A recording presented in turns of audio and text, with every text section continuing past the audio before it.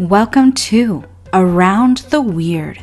Here's your host, the museum curator of the strange and unusual, Mr. Nothing.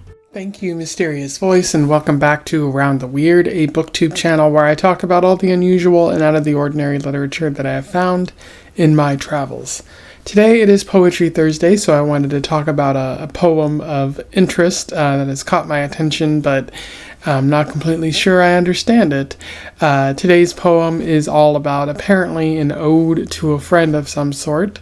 I am referring to Freedom of Speech by Lucie Brock-Broido. For those who don't know, Lucie Brock-Broido was an American poet who lived between the mid-1900s to 2018, having died pretty recently. She wrote a number of books of poetry, doing weird things with syntax and kind of emulating Emily Dickinson, among others. And she won a number of awards and fellowships for her work, and she served in a number of teaching positions. So pretty interesting. This is my first encounter with her work, and it's pretty strange. But I figured, it caught my attention, so why not talk about it here? So without further ado, let's talk about freedom of speech. I will read it, do a little bit of analysis, and then we'll move on from there. Freedom of speech. If my own voice falters, tell them hubris was my way of adoring you. The hollow of the hulk of you, so feverish in life cut open, reveals 10,000 rags of music in your thoracic cavity. The hands are received bagged, and examination reveals no injury. Winter, then, the body is cold to the touch, unplunderable, kept in its drawer of old-world harrowing.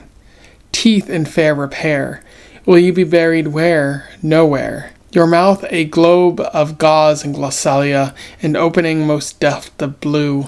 Your heart was a mess, a mob of hoofprints where the skittish colts first learned to stand, catching on to their agility, a shock of freedom, wild-maned.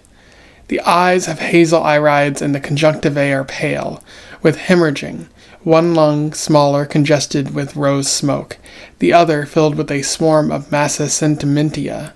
I adore you more, I know the wingspan of your voice, whole gorgeous flock of harriers, cannot be taken down. You would like it now, this snow, this hour. Your visitation here tonight not altogether unexpected. The night laborers, emigrants, all assemble here, aching for to speaking, longing for to work. In terms of analysis, there is a little bit worth talking about with this poem. That was freedom of speech. In terms of narrative, it seems to be the narrator talking about a person or a place. It's hard to really tell what specifically the narrator is talking about here, because sometimes it sounds like they're talking about a place. They say a mob of hoofprints where the skittish colts first learned to stand. Like you're talking about a specific kind of area. But other times they're talking about like a person. It says one lung smaller, congested with rose smoke, the other filled with a swarm of massive sentimentia, which is a good line there. But they also talk about voice, like your visitation here tonight, not altogether unexpected. But, my question is, it says teeth in fair repair, will you be buried where? Nowhere. Your mouth a globe of gauze and glossalia. Who refers to a person like this? It feels like highly specific, noting very specific aspects of a person that not many people would notice. Maybe that's the point of the poem, in trying to, highlight the full person rather than just aspects of their personality or something like that, because you don't really see that.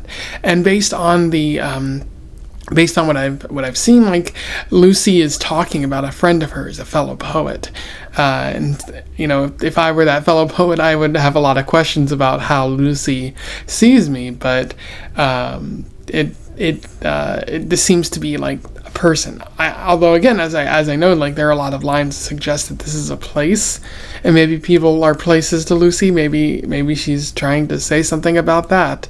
I'm not 100% sure. But there is a couple lines at the end that are pretty strange. Like she says, "Your visitation here tonight not altogether unexpected." and that suggests a romantic liaison, but I don't think Lucie was romantically involved with this person.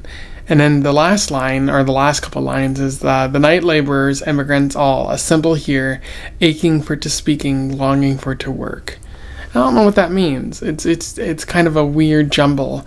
Again, suggesting that like this poem is more about a place, but the other parts of the poem don't exactly match with that.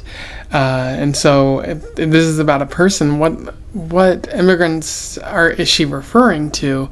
It doesn't quite make sense to me. But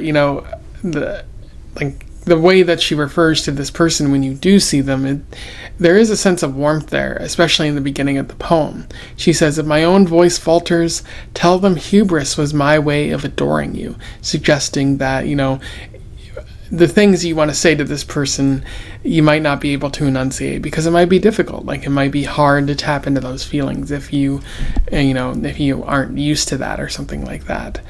But the other aspects of the poem kind of throw all of this into kind of confusion, leaving it open to interpretation what exactly she's talking about. Even if you maybe already know that she's talking about a specific person, it doesn't really make a lot of sense. But I guess I throw this question out to you. Who do you think she's talking about? Which lines in particular kind of make it obvious in a way that I'm not seeing? Let me know in the comments. I would love to have a discussion with you about this. Anyway, those are my thoughts on Freedom of Speech by Lucie Brock-Broido.